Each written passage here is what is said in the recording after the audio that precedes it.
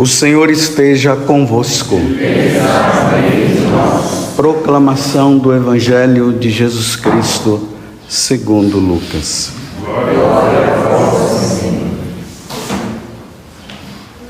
Muitas pessoas já tentaram escrever a história dos acontecimentos que se realizaram entre nós, como nos foram transmitidos por aqueles que desde o princípio foram testemunhas oculares e ministros da palavra.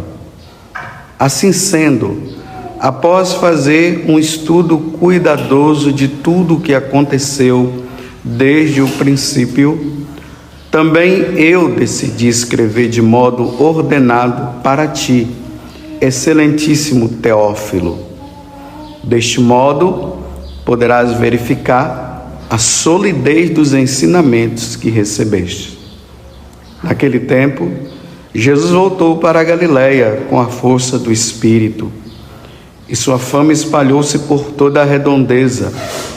Ele ensinava nas sinagogas e todos o elogiavam. E veio à cidade de Nazaré, onde se tinha criado. Conforme seu costume, entrou na sinagoga no sábado e levantou-se para fazer a leitura. Deram-lhe o livro do profeta Isaías. Abrindo o livro, Jesus achou a passagem que está escrito: O Espírito do Senhor está sobre mim, porque Ele me consagrou com a unção para anunciar a boa nova aos pobres. Enviou-me para proclamar a libertação aos cativos e aos cegos a recuperação da vista, para libertar os oprimidos e para proclamar um ano da graça do Senhor. Depois fechou o livro, entregou-o ao ajudante e sentou-se. Todos os que estavam na sinagoga tinham os olhos fixos nele. Então começou a dizer-lhes: Hoje se cumpriu esta passagem da Escritura que acabastes de ouvir. Palavra da salvação.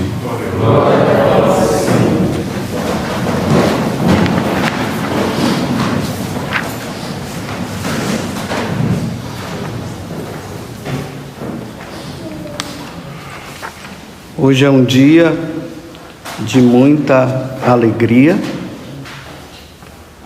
porque o Senhor é a nossa força.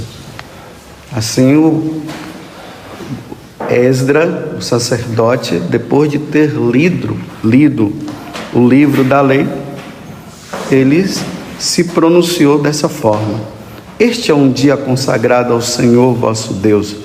Não fiqueis tristes nem choreis. Para nós católicos, o domingo é esse dia de alegria. Por isso que no domingo não se faz jejum. O jejum geralmente é feito na sexta-feira, porque ali nós relembramos com o coração meio triste, mas alegre também, né? Porque o Senhor está morrendo por nós, Ele morreu pela nossa salvação. Aí nós jejuamos na sexta-feira para lembrar a morte, a paixão do Senhor. Mas o domingo, que é o dia do Senhor, é dia de alegria. Ele ressuscitou de verdade. Ele venceu o pecado. Ele venceu a morte. Aí os primeiros cristãos se reuniam para celebrar a Eucaristia, como nós estamos celebrando aqui agora. Atualizando, renovando o sacrifício de nosso Senhor Jesus Cristo. Numa igreja grande, numa basílica grande, como a Basílica de São Pedro, como a Basílica de Aparecida, ou nessa capelinha aqui, ou lá na roça, numa capelinha talvez menor do que essa. É o mesmo sacrifício que está se celebrando. Em alguns lugares, aquelas missas pomposas, com cantos maravilhosos, e aqui sem nenhum canto. Mas estamos celebrando o sacrifício de nosso Senhor Jesus Cristo, o mesmo em todo lugar. A leitura é feita, nós nos alimentamos do pão da palavra, que é o que está acontecendo aqui agora. Depois nós iremos nos alimentar do pão da Eucaristia, o seu corpo e o seu sangue. Diante dessa paixão, dessa morte, se nós tivéssemos olhares espirituais, nós íamos ver Cristo sendo sacrificado aqui, derramando o sangue por nós. Isto é meu corpo, isto é meu sangue. Como é bom ser católico. Como eu sempre falo aqui para vocês, nós não precisamos de mais nada. Aqui está completo. Aqui é a plenitude de todas as religiões está aqui. Então, para que nós vamos ir para outras, se aqui já tem tudo? Mas hoje eu queria me deter numa coisa muito importante no Evangelho de hoje, porque eu acho que nem todos padres vai falar sobre isso.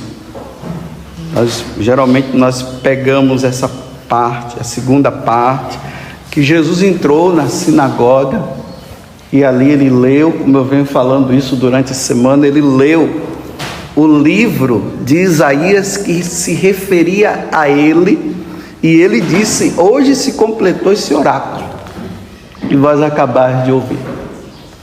Hoje eu deveria falar disso, mas vou falar de outra coisa. Olha bem, nós estamos em tempos difíceis, a nível de igreja e fora da igreja. É uma crise mundial, é uma crise a nível civil, é uma crise religiosa. E qual é a crise? A crise é de Deus. O homem abandonou Deus. E até aqueles que dizem adorar a Deus, eles também vivem uma vida como se Deus não existisse. Tempos difíceis. E o que é que nós temos aprendido? Deus não existe. Deus não existe. E nós, católicos, persistimos dizendo que Deus existe. Falamos da existência de Deus. Só que muitas vezes, provar para um ateu que Deus existe, às vezes é difícil para ele. É difícil. Porque o que nos faz crer em Deus é a nossa fé. Eu creio em Deus Pai, que eu não vi. Eu creio em Jesus Cristo, que também eu não vi. Eu creio também no Espírito Santo, que eu também não vi. Eu creio na Igreja Católica, nós vamos professar daqui a pouco. Eu creio na Igreja Católica, mas que igreja é essa? Que justamente aqueles que deveriam dar exemplo, não estão dando exemplo. Então eu prefiro ficar na minha casa. E se eu creio em Deus, eu vou ficar com meu Deus na minha casa, não preciso ir lá.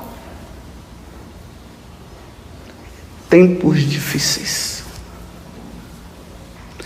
Hoje, não sei se vocês perceberam, aqui está falando da lei, está falando da Escritura, está falando da palavra de Deus. Na primeira leitura mesmo, depois de um exílio ferrenho que o povo judeu teve, eles voltam para Israel, para a reconstrução do templo. E quando eles vão reconstruir o templo, lá aconteceu uma coisa maravilhosa para eles. Eles encontraram a lei de Deus, que tinha sido perdida, uma parte da lei de Deus tinha sido perdida. Então naquele dia o sacerdote Esdras, ele vai ler algo que há muito tempo o povo não ouvia, por isso que está aqui. Foi um dia solene, foi um dia de muita alegria. Ali fala que quando o pessoal começou a ouvir pela boca do sacerdote Esdras a palavra que era proclamada, o pessoal chorava de alegria, porque era Deus que estava falando pela boca do profeta. Por isso que ele diz: hoje é um dia de alegria, não é dia de tristeza. Ele: vão para casa, festejem, e manda até comer carne gorda, e hoje estão dizendo que não é para comer, né? Como a carne gorda, para mostrar assim, a felicidade diante da palavra que estava sendo anunciada. E aqui no início do evangelho de hoje, às vezes a gente passa desapercebido, se está falando do evangelista Lucas. Lucas não foi apóstolo. Lucas, ele nem viu Jesus. Lucas, ele foi discípulo de Paulo. Lembra aquela passagem que Paulo diz: combati o bom combate? Aí ele diz assim: todos me abandonaram, só Lucas ficou comigo. No momento do vamos ver, todo mundo cascou fora. No momento da perseguição, todo mundo deixou Paulo sozinho, porque Paulo estava preso. Ele disse: Demas me abandonou por amor deste mundo, mas Lucas está comigo. Aí Lucas, ele está falando aqui que ele resolveu escrever a história dos acontecimentos. Dos acontecimentos de quê? De um homem chamado Jesus Cristo, que se declarava ser Deus. E que nós vimos, aí vocês viram, né? Ele entrou, essa pessoa de Jesus entrou na sinagoga de Nazaré e disse: olha, isso que está sendo escrito é sobre mim. Ou seja, eu sou Deus, ele estava falando. Agora, a pergunta é: isso é verdade ou é mentira? Bem, nas faculdades da vida de hoje, até, me desculpe eu dizer assim, até naquelas faculdades que são da igreja, lá se está falando, professores ateus estão lá, não sei o que é que eles estão fazendo nessas faculdades católicas. Eles tinham que ir para as faculdades pagãs. Até eles estando lá nas faculdades católicas, que lá se proclama a verdade do Evangelho, a verdade de Jesus Cristo, estão lá fazendo a cabeça dos alunos que são católicos que Jesus é um conto de fadas, que as Sagradas Escrituras é um conto de fadas, que Deus não existe. Por isso que entram na faculdade católicos e saem de lá dizendo que é pagão e que não querem mais acreditar em nada. Eu não sei como é que as autoridades dessas faculdades católicas, eu estou falando católicas, permite esses tipos de professores que estão ensinando o erro de algo que aquelas autoridades que estão lá, e aqui eu falo, essas autoridades são autoridades religiosas, que estão nos púlpitos falando de Jesus Cristo, celebrando a Eucaristia, e estão permitindo que nessas faculdades esses professores se infiltrem, e sabendo que eles estão lá, e deixam eles lá dizerem que Deus não existe. Eu não consigo entender uma coisa dessa. Será que essas autoridades acreditam em Deus mesmo? Disfarçam que acreditam em Deus e permitem que esses professores entrem para falar que Jesus não existe? Que as Escrituras são conversa fiada, contos de fada? Então nós aprendemos no nosso português que quando se fala de história com H maiúsculo, é algo real.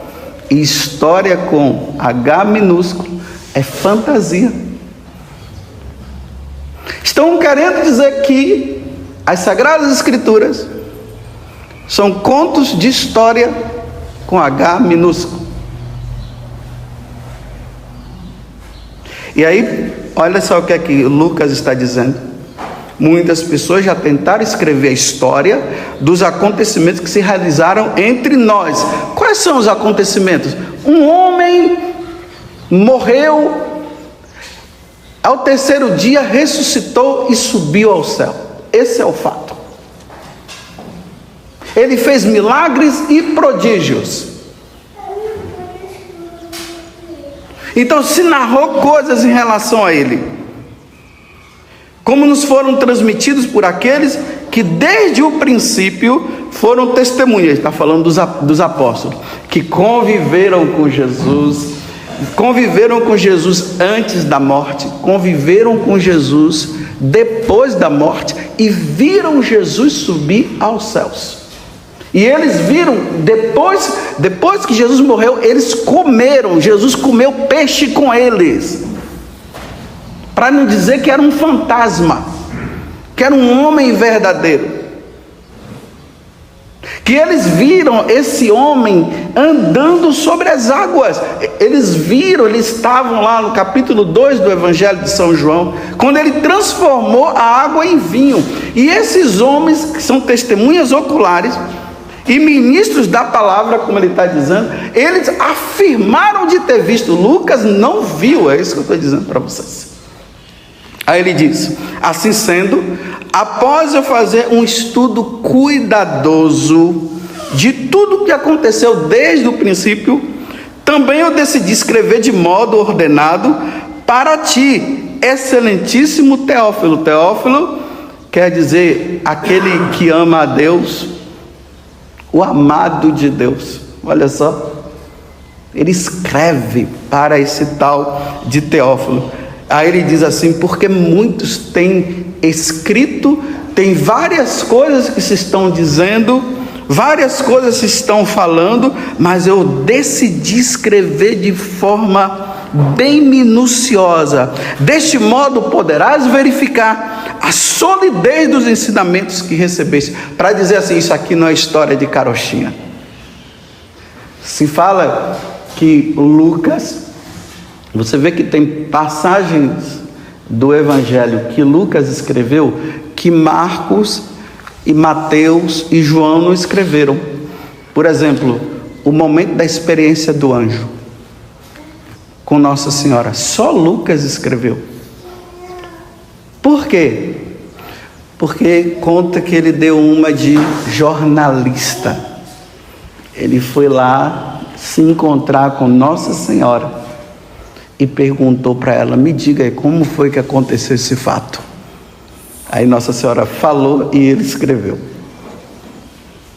Para provar que ele escreveu isso de forma bem minuciosa. Então se fala que as Sagradas Escrituras fala desde o Antigo Testamento até o Novo, se fala de uma pessoa. Essa pessoa é o Verbo que se fez carne, é a segunda pessoa da Santíssima Trindade e ele é Deus.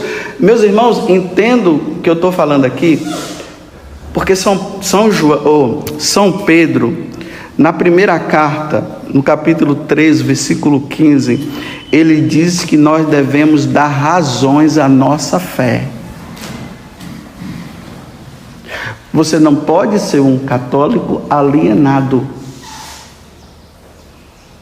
Você diz que é católico, mas você não sabe nada sobre o catolicismo. Você diz ser cristão, mas você não sabe nada do cristianismo. E se você não der razões para a sua fé, e para a nossa fé, e para a minha fé, nos tempos difíceis que nós estamos, porque lá na frente vai ser proibida a leitura da Sagrada Escritura, como já está sendo de uma forma assim, bem escondidinha, né? Uma coisa bem assim. Já se fala de tirar as Sagradas Escrituras das escolas. Um treinador de futebol americano foi demitido, porque ele era técnico, porque ele fez um voto diante de Deus, que todas as vezes que acabasse o jogo, independente dele ganhar ou não, ele iria lá no centro do campo, se ajoelharia e faria uma oração. Ele foi demitido por causa de ter feito isso. Imagina uma pessoa ser demitida só porque está ali rezando. Não pode rezar no meio de todo mundo? Então, se a Sagrada Escritura, ela está sendo proibida e vai chegar um momento que vai ser proibido ler, para quê? Para você não ter em mãos e diante dos seus próprios olhos aquilo que, a palavra que te alimenta e que te dá força. Um dia eu fui na casa de uma mulher que ela pediu lá para abençoar a casa dela, e ela me mostrou assim: padre, tá vendo esse centro aqui? Eu disse: sim. Aqui nós enterramos uma Bíblia, ela está aqui bem no meio, colocamos no centro da nossa casa. Sabe por quê, padre? Porque no futuro, quando derrubarem essa casa, eles vão encontrar uma Bíblia e vão dizer: aqui morava um católico. E se nos tempos difíceis que nós não pudermos ter a Sagrada Escritura, nós vamos escavar isso aqui e vamos tirar ela para a nossa família continuar lendo. Olha que raciocínio daquela mulher e daquele esposo.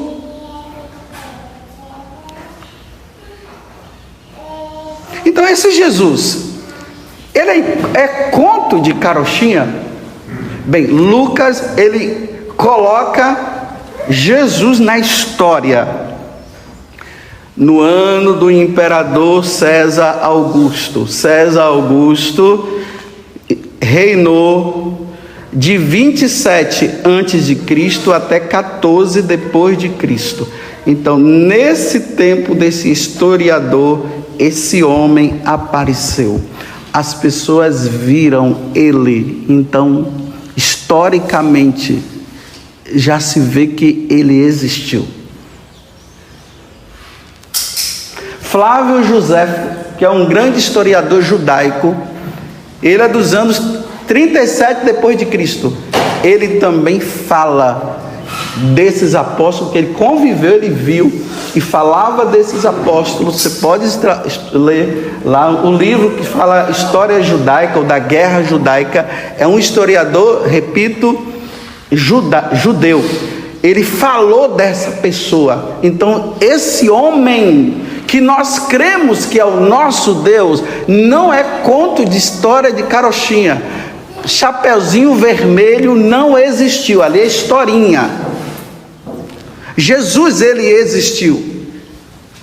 Geralmente, quando se fala de fundadores de religião, vocês podem ver que são sempre pessoas que tiveram uma experiência, assim, uma coisa meio misteriosa entre ele e Deus, aquela coisa assim misteriosa.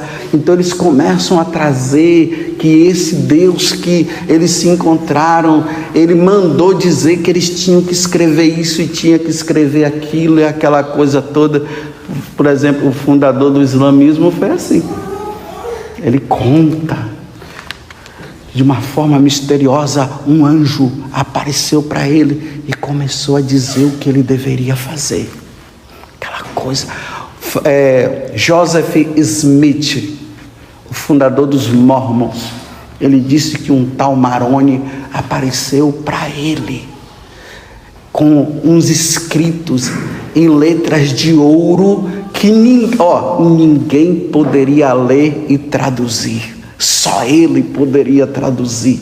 E esse livro que apareceu foi escondido num lugar que ninguém sabe. E aí vem os santos dos últimos dias.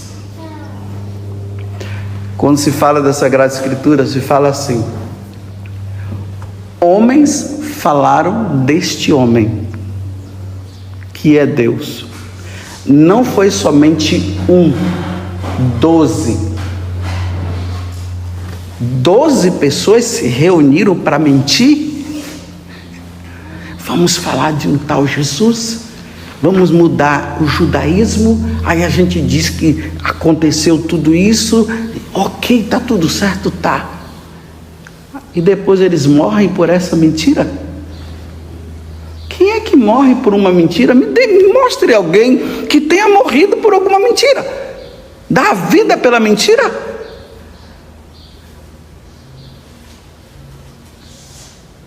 Vocês estão entendendo que o livro base da nossa vida, o livro revelado, é a Sagrada Escritura, e por ela nós devemos dar a nossa vida, e nós cremos nela. Como é que alguns professores, eu repito, que estão infiltrados na igreja, em faculdades católicas, estão dizendo que tudo isso é mentira, e estão acreditando nisso?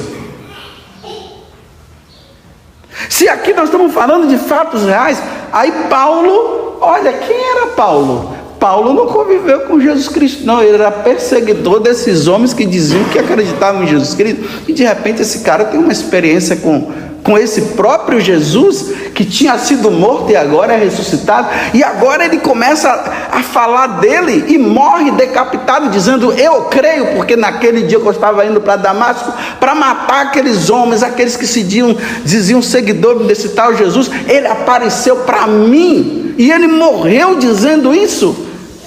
Como é que um perseguidor passa a agora ser defensor? Então isso é mentira? Então vamos ver na história para ver se nesses anos 70 não existiu um grande fariseu chamado Saulo. Na ressurreição ele diz na carta aos Coríntios, no capítulo 15, versículo 6, ele diz assim, ele professa a fé em Jesus Cristo, e ele diz assim, que Jesus subiu aos céus, e mais de 500 pessoas viram ele subir. E ele diz: muitos ainda estão no nosso meio, outros já morreram. Isso é história, isso é fato real. Herodes existiu. Aqueles 3 magos que vieram da Pérsia, eles são verdadeiros, não é conto de história. Vocês estão entendendo que nós precisamos dar razão à nossa fé? Que o que está escrito é fato real, não é historinha. Porque senão, meus irmãos, na hora que lá na frente quiserem tirar as Sagradas Escrituras e começarem a fazer a lavagem cerebral, como já fazem na cabeça de muitos, vão dizer que isso tudo é história de carochinha, e nós vamos acreditar. E acredita para quê? Para abandonar o catolicismo e abandonar Jesus Cristo, e não professar a fé em Jesus Cristo, e professar a fé em quem? Naquele que vai se erguer dizendo que é Deus. E aquele que não comprar, aquele que não acreditar nele, não vai poder comprar, não vai poder vender, não vai poder... Vocês estão vendo que é sempre coisas materiais que ele vai oferecer? Ele só não vai oferecer a vida eterna que Jesus nos deu. Quando vocês pegam a Sagrada Escritura, como eu estou aqui com o lecionário aqui na minha mão, e tudo isso que é lido, você acredita piamente que isso aqui é verdade? E para você isso é tão verdade, que você fala disso aqui com convicção, não no mais ou menos. Você já presenteou alguém com as Sagradas, com a Bíblia? Você já deu? Mas você deu porque você crê, porque isso aqui é verdade? Ou você tem dúvidas? Nós católicos não podemos ter dúvidas, porque as dúvidas estão sendo infiltradas no nosso meio. E mais uma vez eu quero repetir aqui: nas faculdades católicas, nas igrejas e nas escolas católicas. Eu fico escandalizado de saber uma coisa dessa. Eu não ficaria escandalizado numa escola pública, mas nas escolas católicas, a Sagrada Escritura sendo proibida, sendo tirada. Mas por quê? Porque nós estamos cedendo A Satanás que quer fazer com que nós esqueçamos da existência de Deus na pessoa de Jesus Cristo. Mas por que isso? Por que os nossos filhos estão indo para as escolas, estão voltando dizendo que Jesus Cristo não existiu, que Deus não existe, e não estão querendo mais nem saber de missa, e não querem saber de oração? Por quê? Nas igrejas, repito, nas escolas católicas, em nome de quê? Em nome de questões de discriminação, de preconceitos, porque senão nós vamos estar gerando preconceito naqueles que vêm e são de outras religiões. Por que foi estudar lá? Vai estudar em outra. Quem vai estudar nas escolas católicas é para aprender o catolicismo, é para aprender sobre o cristianismo, é para aprender de Jesus Cristo, é para sair de lá, quem não é crismado, ser crismado, quem não fez a primeira Eucaristia para fazer a primeira Eucaristia, é para sair de lá professando a sua fé em Jesus Cristo, não é para sair de lá dizendo, não, nós temos que tirar agora, porque senão nós vamos fazer com que o outro fique com vergonha, se sentindo menor. Não é para se sentir menor, não. É para se sentir maior conhecendo o verdadeiro Deus. Mas não é para nós tirarmos. Agora isso está acontecendo. Então Jesus Cristo é real, Ele? Em Bianca?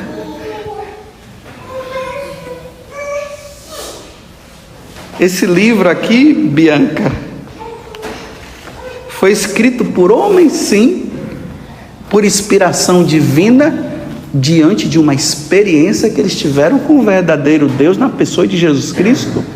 Não foi assim uma coisa assim, Lucas sentou e começou a dizer assim, existiu um homem numa cidade chamada Nazaré, aí ele fez milagres, ele morreu na cruz, aí mais ao terceiro dia ele ressuscitou. Aí você olha na história e não tem nada disso. Foi assim?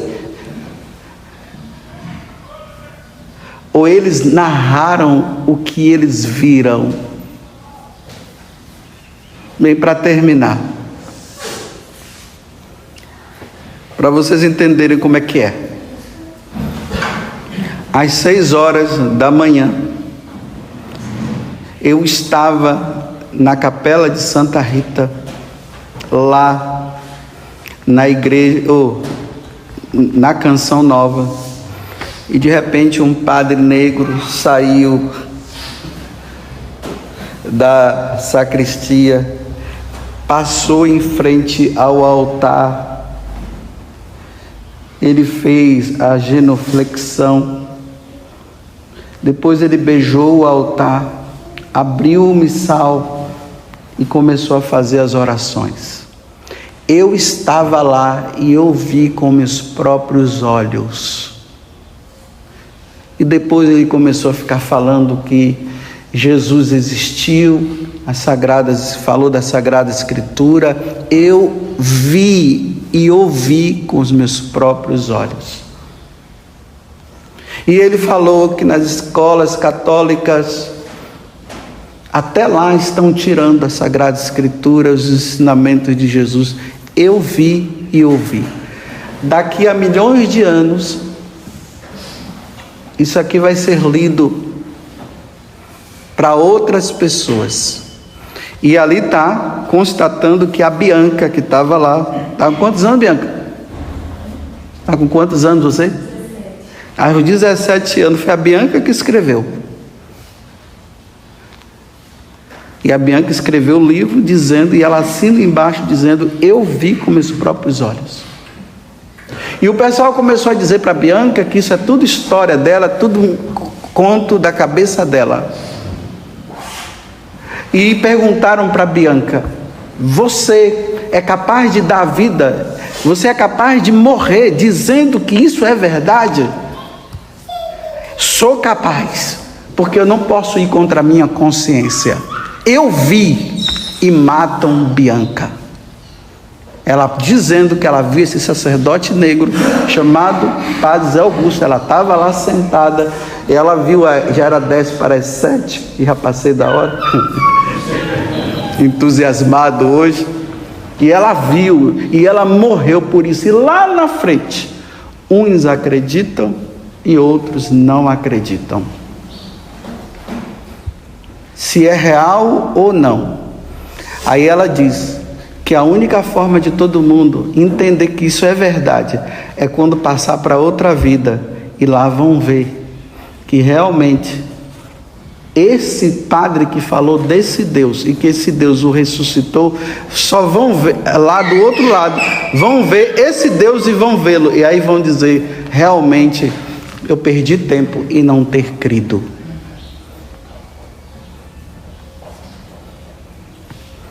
Louvado seja nosso Senhor Jesus Cristo e a nossa Mãe Maria Santíssima.